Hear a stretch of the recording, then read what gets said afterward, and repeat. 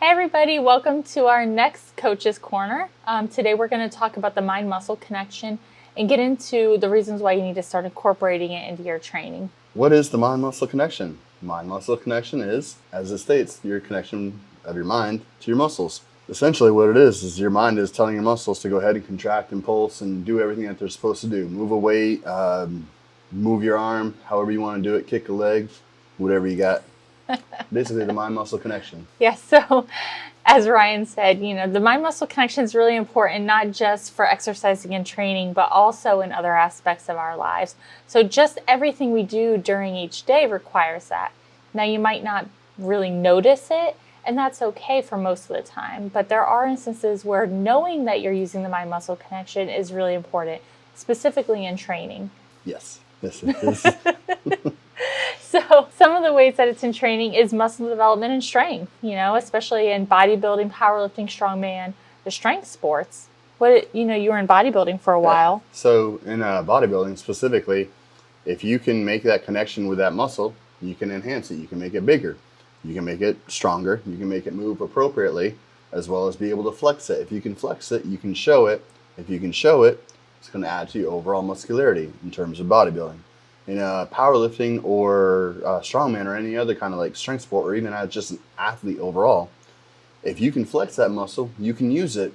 When you can go ahead and use it, then you add more on to what you're able to do. So if I want to be able to make sure that I can have that good squat, and all I ever feel are my hamstring or my quads are working, I'm missing half my damn leg. Yeah. So that brings into a lot of different stuff. And, we hear that a lot from powerlifters, when they're learning to squat, or even if they've been squatting a while, where they're like, I never feel my hamstrings. That could definitely be a lack of my muscle connection there, or it could be a lack of strength too. Yep. And they can work together with that. Something you'll also hear consistently, or sometimes consistently, is I can't get that muscle to fire properly. Well, if you make that mind-muscle connection, you're going to be able to make that muscle fire properly because you're engaging it. The same thing can be true when we're doing injury and rehabilitation training, as well as relaxation.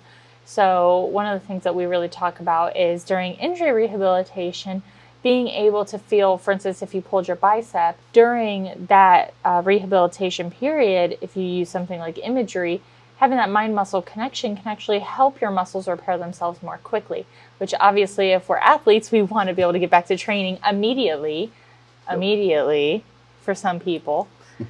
And same thing for relaxing. So if you guys have ever heard of progressive muscle relaxation, PMR. Oof, I like that. Yeah. It helps me fall asleep. It does. It's great for falling asleep. It's great for if you have anxiety getting on the platform, or just maybe you're just having some issues in general with anxiety in your everyday life. Helps you conserve energy too. And if you can shut down those things, you're not using that energy. Mm-hmm. Really important between the temps, especially as a gear lifter.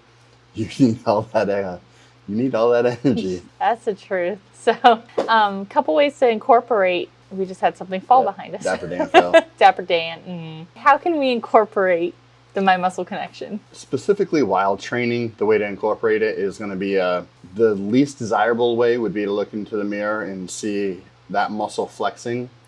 Secondary way, you can always try to have somebody point or push into that muscle so you can flex against it. Mm-hmm. That's probably the fastest way to realize it, especially in the back. You don't really realize what you're contracting.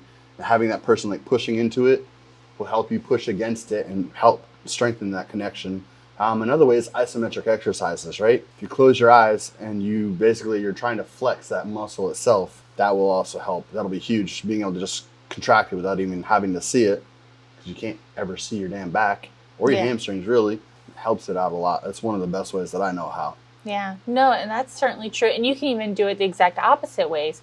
We've had, when I first started training with Ryan, my shoulders they just were really weak. And so one of the things I would do is I would always end up using a lot of, the wrong muscles. And so what we would do is put my hand against the muscle that I did not want to use so I could feel it flexing or not flexing. And that way I could make corrections as needed. Another way to incorporate it is through focus.